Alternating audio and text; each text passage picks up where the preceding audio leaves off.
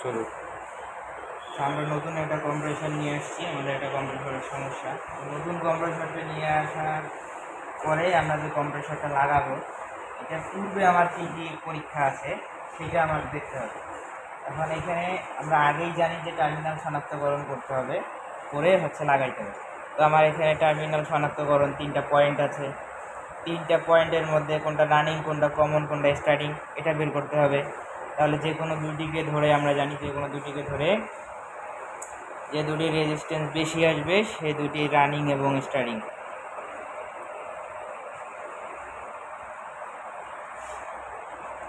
দেখা যাচ্ছে নিচের দুটির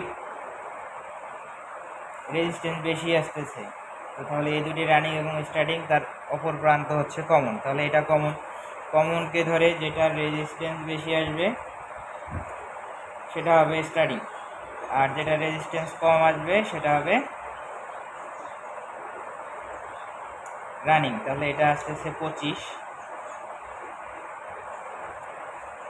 26 আসতেছে।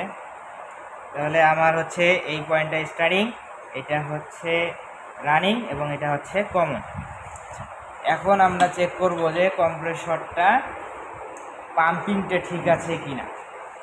এবং আরেকটা জিনিস আমার লক্ষ্য করতে হবে, যেটা খুব ইম্পর্টেন্ট, সেটা হচ্ছে কম্প্রেসরের মডেল নাম্বারটা। কম্প্রেসরের মডেল নাম্বার ফ্রিজের মডেল নাম্বারের সঙ্গে যদি মিলে যায় তাহলে কোনো ঝামেলাই নেই, আর যদি না মেলে সেক্ষেত্রে কম্প্রেসরের ওয়ার্ড এবং গ্যাস নাম্বারটা মিলাইতে হবে। অবশ্যই কম্প্রেসর কেনার আগে আপনারা এই জিনিসগুলো লক্ষ্য করবেন যে আপনি কোন মডেলের কম্প্রেসর নিচ্ছেন। যদি মডেলটা আপনি মিলাইতে না পারেন, আপনি যদি ওই ব্র্যান্ডের কম্প্রেসর না নিয়ে অন্য ব্র্যান্ডের নেন, সেক্ষেত্রে আপনি কী করবেন, গ্যাস নাম্বার দেওয়া আছে, এই গ্যাস নাম্বারটা মিলাবেন এবং এখানে দেখবেন যে এইচপি দেওয়া আছে, এই এইচপিটা মিলাই নেবেন।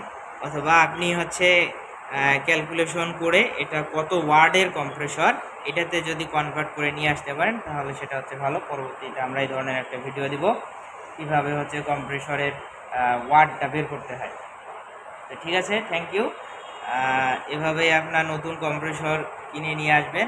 এর পরবর্তীতে আমরা দেখাবো যে কিভাবে কম্প্রেসরকে ইনস্টল করতে হয়। তো ঠিক আছে, থ্যাংক ইউ, আপনারা সঙ্গেই থাকবেন। এখন আমরা ওভারলোড প্রোটেক্টর এবং রিলে কীভাবে সংযোগ দিব সেটা দেখাবো। এখানে 3টা পয়েন্ট আছে, রানিং, কমন, স্টার্টিং। ওটাভাবে ওরা ফিক্সড করে দিয়ে দিছে। তো আমরা এখানে পয়েন্টটা লাগাই দিলাম এটার সঙ্গে।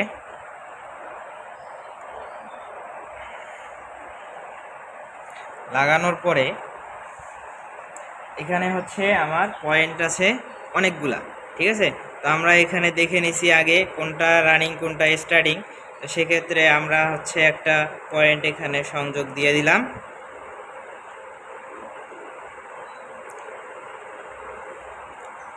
রানিং। আর এখানে ওভারলোড প্রোটেক্টরে আমার সংযোগ গেছে, এখানে উপরে একটা সংযোগ আছে, এখান থেকে সংযোগটা এদিকে ভিতরে আসছে।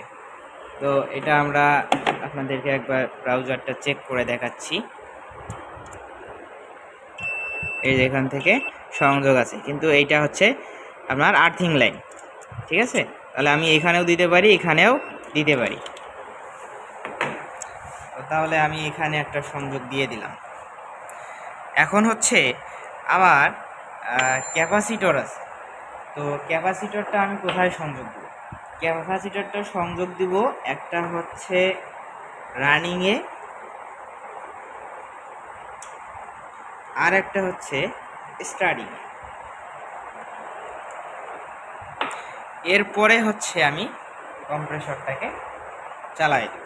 কম্প্রেসর চালানোর আগে অবশ্যই আমি এম্পিয়ার মিটারটা সিলেক্ট করব। সিলেক্ট করার পরে তো এখন আমার কম্প্রেসরটা চলতেছে। এখানে এম্পিয়ার দেখুন দেখাচ্ছে, এম্পিয়ার মোটামুটি 0.59 দেখাচ্ছে। এবং আমরা এটা চেক করব কীভাবে। আমরা জানি যে একটা কম্প্রেসর যদি পাম্পিংটা ঠিক থাকে, তাহলে এটা আমি ডিসচার্জটা যদি আমি চেপে 30 সেকেন্ড ধরে রাখতে পারি, তাহলে এটার পাম্পিং লেস। তাহলে আমরা দেখি কতটুকু সময় ধরে রাখতে পারি। ধরে রাখা যাচ্ছে না, বের হয়ে যাচ্ছে, তার মানে এখানে পাম্পিংটা ঠিক আছে। তো ঠিক আছে, আপনারা ভিডিওটা দেখে উপকৃত হলে চ্যানেলটি সাবস্ক্রাইব করে সঙ্গে থাকবেন। পরবর্তীতে আমরা আরও ভিডিও দিব, এই ভিডিওগুলো পাওয়ার জন্য সঙ্গেই থাকবেন। Thank you for watching.